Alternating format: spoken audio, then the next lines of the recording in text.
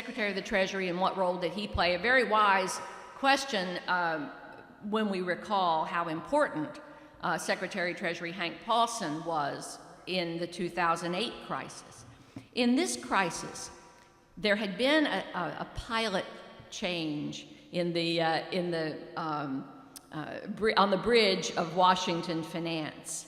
Don Regan, the longtime Marine-trained chairman, CEO of Merrill Lynch, had been Secretary of the Treasury in the first years of the Reagan administration, but it had worn him down. He'd gotten tired. And in a remarkable move, he and Presidential Chief of Staff, Jim Baker, decided to switch jobs.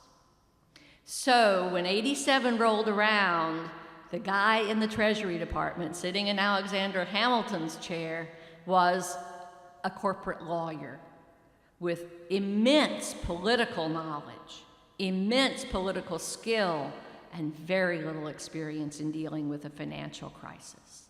By that point, Don Regan was no longer in the White House either. The Iran-Contra scandal in the Reagan administration had generated crowds of recrimination that unfairly had pushed him from office, and his place was now held by the genial Howard Baker, a Tennessee senator who was one of the most liked people on Capitol Hill, but who had never navigated through a financial crisis. And on Black Monday, Jim Baker, Treasury Secretary, was on his way to Sweden to go hunting with the King of Sweden. And Howard Baker was left to handle things alone in the White House. So the leadership situation in Washington was frightening to everyone, and I know that from having gone into the records of the Reagan Library, into the papers of Howard Baker at the University of Tennessee at Knoxville, and having examined the memos and phone logs for those days. Doing that research, I was unable to confirm John Whitehead's wonderful story of having been accidentally at the White House and having put his oar in to persuade John Phelan not to close the New York Stock Exchange at the critical hour on Terrible Tuesday. But I couldn't find documentation to support that. But it was a chaotic, crazy day where most of the people trying to respond were either new in their jobs, had never, I mean, the SEC regulator had been in office, like Alan Greenspan, for 10 weeks, David Reuter. His previous lifetime had been spent teaching securities law in the classroom. He had never been a regulator before in his life. The head of the CFTC, which regulated the Chicago market, suddenly critical, the most important thing that anybody needed to manage, well, he was an acting chairman, a wheat farmer from Kansas named Kalo Heineman, who no one even knew. They didn't even have his phone number. So the leadership in Washington was green, unfamiliar with one another, and poorly coordinated. We got through it by the skin of our teeth, really. Yes, it does sound familiar. I've had several people ask me, well, what would happen if there were a financial crisis in Washington today? And I just put my head down. Fortunately, in the most recent market turmoil, there were no Oval Office tweets, which made me relax a tiny bit, but it was interesting to see the role that social media played this time around.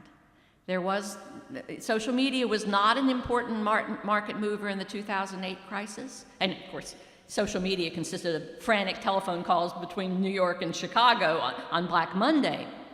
But gossip was spreading like crazy, and the Brady Commission report identified that rapid-fire gossip among traders as one of the conduits of panic that nobody could shut down, that nobody could close off. Well, what happens with social media? I observed some of what was going out on the first day of the 1,000+ point crash. And one person in a position, I won't name and shame here, but one person who's with a large Twitter following and in a position to shape opinion was jokingly putting out these hysterical tweets. Oh my God, oh my God, we're going to set a new record. Oh my God, this is terrible.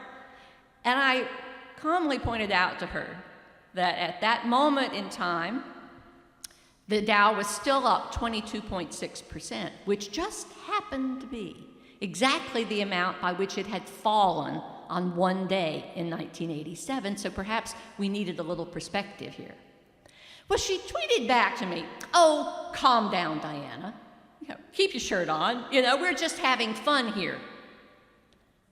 Yeah, so I said in my reply, let me calmly point out that there was no social media in 1987, and I have nightmares about what would get panic if there had been.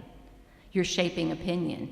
And I am gratified to say she wrote me back and said, you're right, I'm sorry. And so a chart that showed the long-term rise of the Dow and the tiny drop of that day, she immediately tweeted out to all of her followers to whom she'd been sending those hysterical tweets. So, it's different now, but the same. So it's an interesting to calculate how some of these novel communication strategies would affect the next crisis.